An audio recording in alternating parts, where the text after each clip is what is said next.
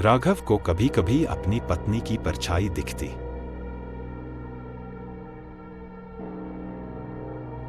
गांव के बाहर एक पुरानी हवेली थी जहां राघव अपने माता पिता धीरज, ससुर और सरला सास के साथ रहता था।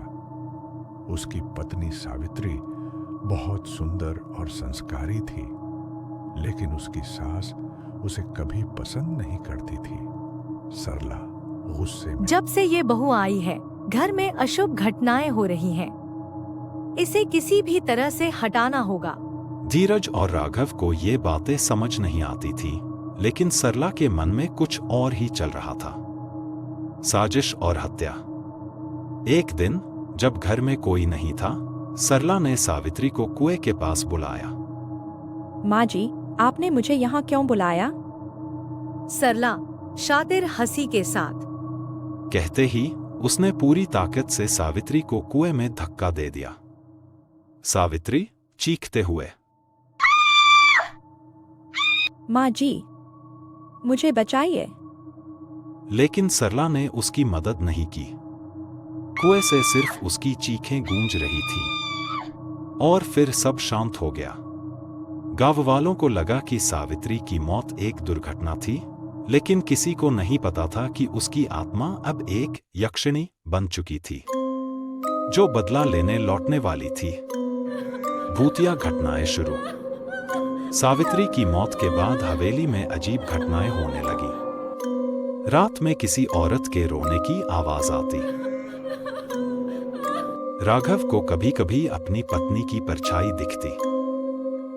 सरला को महसूस होता कि कोई उसके बिस्तर पर बैठा है।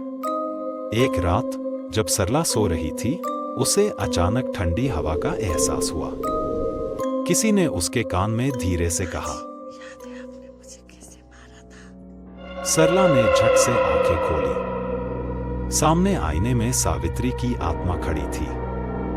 लंबे काले उलझे बाल, जली हुई सफेद त्वचा, खून से सनी आंखें और एक डरावनी मुस्कान।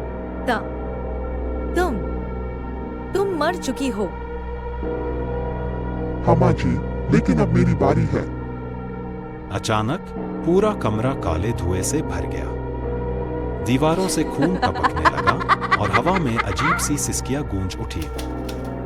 बाहर से राघव और धीरज ने दरवाजा पीटते हुए कहा, माँ, खोलो दरवाजा, अंदर क्या हो रहा है? लेकिन अंदर से सिर्फ चीखें सुनाई दे रही थी। खौफनाक अंत।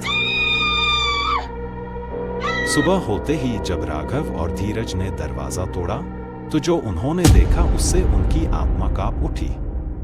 सरला फर्श पर गिरी हुई थी।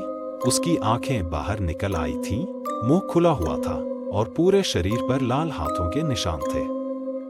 हवेली के अंदर सिर्फ एक गूंजती हुई आवाज थी। मैं वापस आ गई हूँ और अब यह घर मेरा है।